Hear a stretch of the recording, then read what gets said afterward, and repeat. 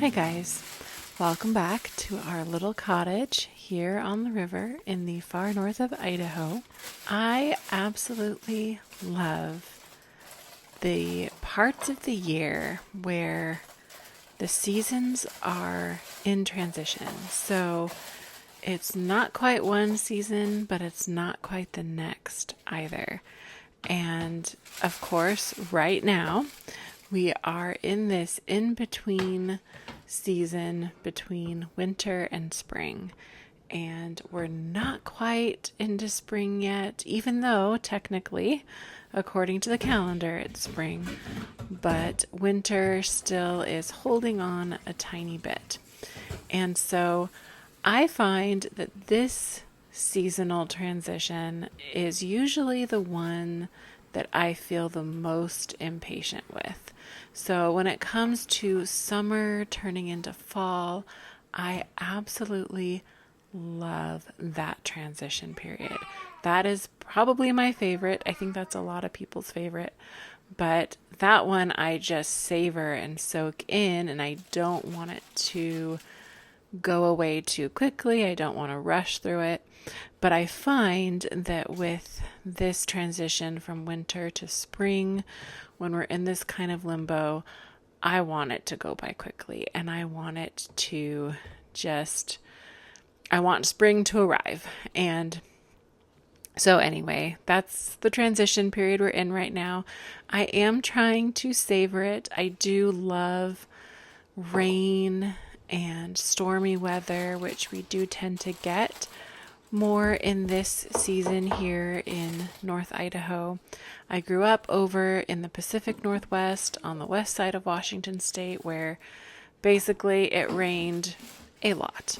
And so I absolutely love the rain, and we don't get nearly as much rain here as I did when we were growing up. So anyway, I do love it and I am trying to savor it, but I am feeling just that little bit of impatience for spring to just fully arrive and, working on my garden and really be able to get out there and get the work on that done is, just something that I'm really looking forward to. And we started the process of expanding my garden, but it's kind of that hurry up and wait. So we got one step done, but now we have to wait until we can work on the next step. So anyway, but yeah, I am doing my best to savor these early days of spring here on the river before we get to actual full-on spring.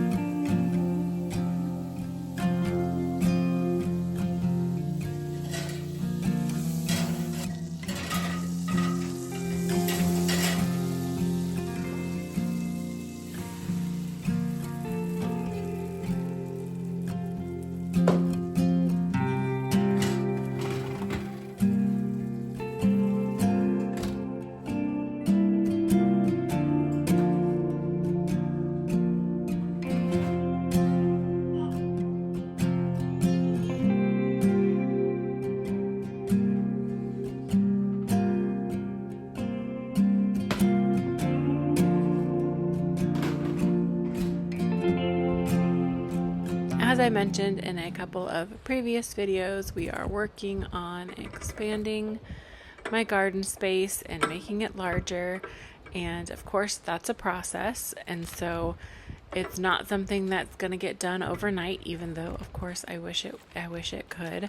But what I'm going to do in the meantime, until that area is ready to go for me to plant, I am going to get my other smaller original garden area ready for planting. That way, because I do have seedlings that I'm currently growing right now indoors, that way I can have an area where I can plant and get some vegetables going if they need to go in the ground, if the new expanded area isn't quite ready. So that's my plan, is to work on that little area in the coming couple weeks and get it ready so that I can plant some of my seedlings in there if they need a spot to go outside. And I will also be getting my little greenhouse set up that I've mentioned before. It's this little mini greenhouse that you can take down and put in storage every year. And so I need to get that out. I'll be probably doing that this next week. I will get that out and get that set up and ready to go, so I can put seedlings out there that have gotten too big, that need to go into larger pots, and they're not going to fit in the little space that I have indoors anymore. So I really want to get that set up so it's ready to go. And I'll just keep watching the temperatures, the nighttime temperatures most importantly, to see how cold they're going to get and see when I can get some of those seedlings out into the greenhouse. It probably won't be for another few weeks though. And here from this angle, you can see where my expanded garden is going to go. And the chicken coop here, which I've mentioned before, we are going to be building a new chicken coop, but this chicken coop will be moved, and this whole area here is going to be one big garden. And so, as I've mentioned, it'll be about 2.5 times the size bigger than my current little garden space. And the chickens will also get to have a little bit of a bigger run. So, yeah, I'm really excited about it, but there's a lot of work to do. And when it's raining, it's hard to get out there and work on that dirt pile and dig through it to get all of the pieces of wood, which are the stumps and the roots that were dug up. So hopefully we'll be having some drier weather soon, and it'll be more pleasant to go out there and work on that part of getting my garden ready to go.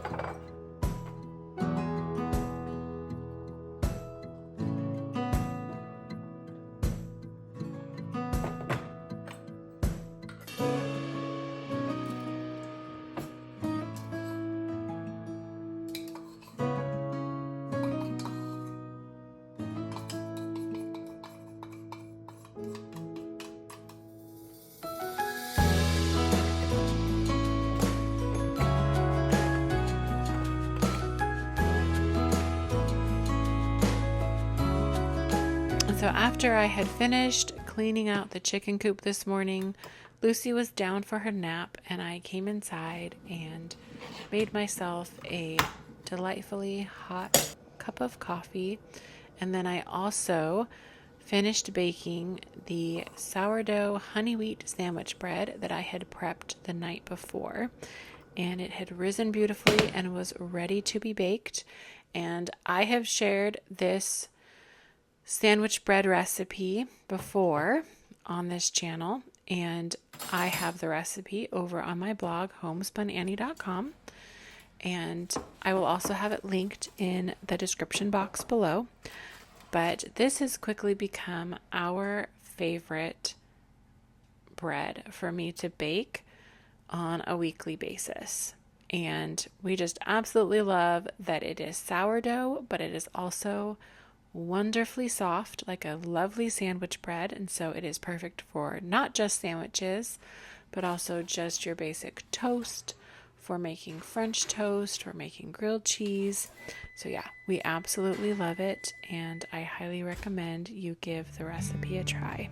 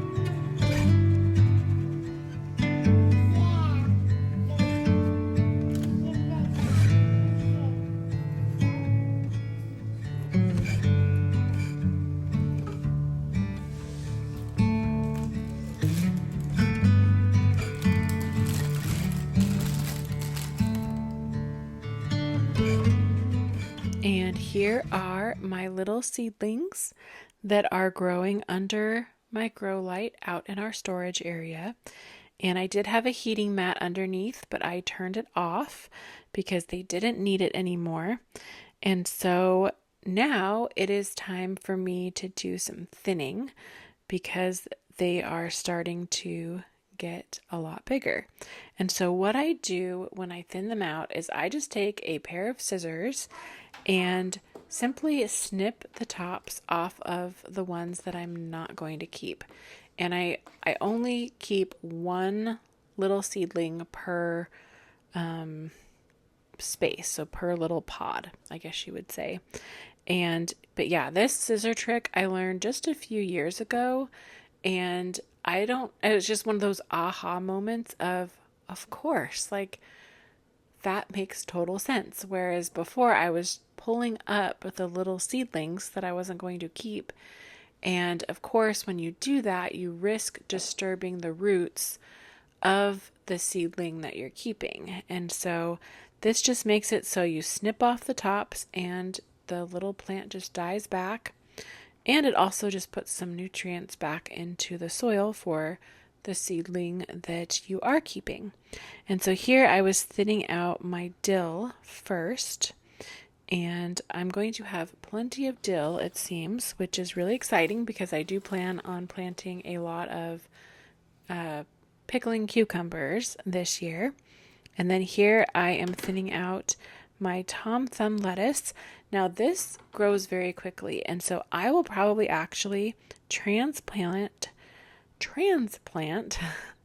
these to some larger pots and actually put them on my kitchen table, because the window there above my kitchen table gets full sun. It's a southern facing window, and so I might just grow these in some like 3 or 4 inch pots, and these will grow into a delightful, like perfect sized head of lettuce that is small enough that it can be grown indoors. And so I'm going to give that a try if these start to get too big before I can put them out into the greenhouse. And then we can have some fresh lettuce right from our own kitchen table. So anyway, but here I'm just doing the same thing, just cutting off the tops of the ones that I'm not going to keep. And yeah, it's very, very simple. Then I also did my tomatoes and got those thinned out as well. So even though spring has not fully arrived yet, I am doing my best to not be too impatient and to just enjoy this transition season between seasons. And of course, there's these little things that I get to do that really help with that, like growing the seedlings and taking care of them on a daily basis, thinning them out, and, just getting ready to transplant them into bigger pots and get them into my greenhouse, and enjoying the, random spring weather where 1 minute it's rainy and windy, and then all of a sudden the sun comes out, and then it repeats. So, and then also the little crocuses and tulips and daffodils that are coming up, and all those little peaks into spring that are so delightful. So I really hope that you enjoyed this video. If you did, please give it a like, subscribe to my channel if you haven't already, share with someone else you think would enjoy it, and I will talk to you guys in the next video.